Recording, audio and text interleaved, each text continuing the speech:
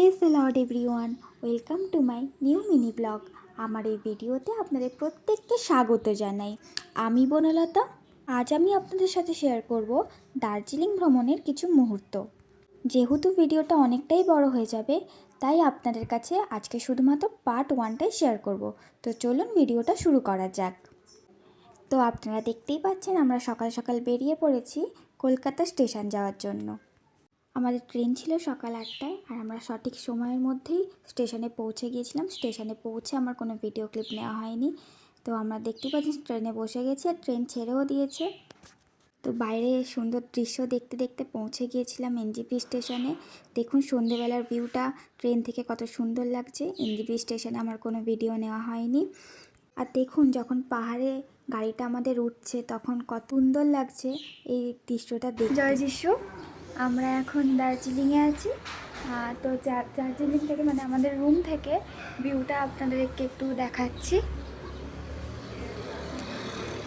View পিছনে পাহাড় আর দেখুন ওই যে সাদা সাদা মেঘগুলো কি সুন্দর খেলা করছে। আমরা একটু পরে বেরোবো, মানে এই আধ ঘন্টা পর বেরোবো।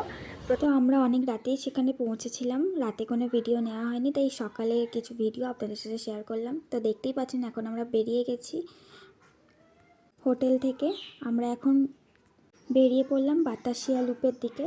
তো আমরা বাতাসিয়া লুপ চলে এসেছি দেখতে পাচ্ছেন। তারপরে আমরা গিয়েছিলাম দার্জিলিং জুতে। আর দেখুন দার্জিলিং জুতে রেড পান্ডা আপনারা দেখতে পাচ্ছেন কি জানি না। তো আমরা রেড পান্ডার কিছু ভিডিও করেছি।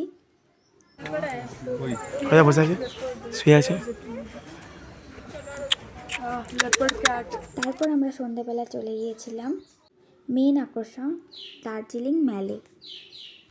তো কত সুন্দর একটা ভিউ আপনারা দেখতে পাচ্ছেন।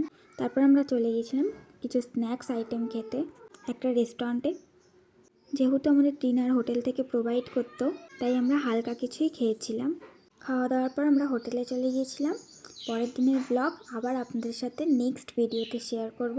প্রত্যেককে জয় যিশু, সবাই ভালো থাকবেন।